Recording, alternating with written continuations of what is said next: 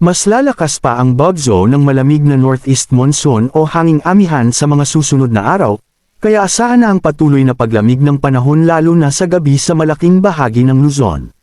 Dahil sa amihan na itala ngayon ang pinakamababang temperatura sa Baguio 15.8 degrees Celsius, Basco 18.4 degrees Celsius, Tanay 20 degrees Celsius, Tuguegarao 21.5 degrees Celsius, Quezon City 23.4 degrees Celsius. Yan ang mga lugar na may pinakamababang temperatura ngayong araw na naitala ng Pag-asa. Samantala, magdadala rin ng maulap na kalangitan at mga pag-ulan ang pinagsamang epekto ng amihan at Shearlin. Pinakaapektado pa rin ang silangang bahagi ng Luzon at Visayas. Nakataas ang red rainfall warning sa Sorsogon.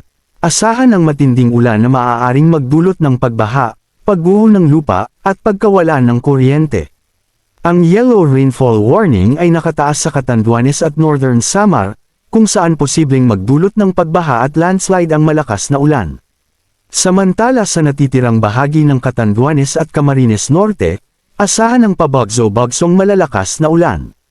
Mag-ingat at maging alerto sa banta ng pagbaha at pagguho ng lupa sa mga naturang lugar.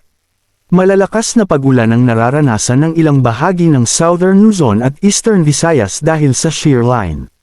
Maulap na panahon naman ang inaasahan sa malaking bahagi ng bansa dulot ng pinagsamang epekto ng amihan, shear line, at easterlies. Mga dapat malaman. Isa, ang shear line ay nakakaapekto ngayon sa Southern Luzon at silangang bahagi ng Visayas. Makulimlim na panahon na may inaasahang kalat-kalat na pag-ulan at pailan-ilang pagkidlat at pagkulog ang inaasahan sa Visayas, Bicol Region, Mimaropa, at Quezon. May mga ilang lugar na nakakaranas ng mga malalakas na mga pag-ulan na maaring magdulot ng mga pagbaha at pagguho ng lupa. Dalawa, ang easterlies, mainit na hangin galing sa Pasifiko, ay nakakaapekto sa malaking bahagi ng Mindanao. Makulimlim na panahon na may inaasahang kalat-kalat na pag-ulan at pailan-ilang pagkidlat at pagkulog ang inaasahan sa Caraga, Davao Region, at Hilagang Mindanao. Maayos na panahon ang inaasahan sa natitirang bahagi ng Mindanao ngunit may tsansa pa rin ng mga pailan-ilang pag-ulan, pagkidlat at pagkulog. Tatlo, ang amihan ay patuloy na makakaapekto sa natitirang bahagi ng Luzon.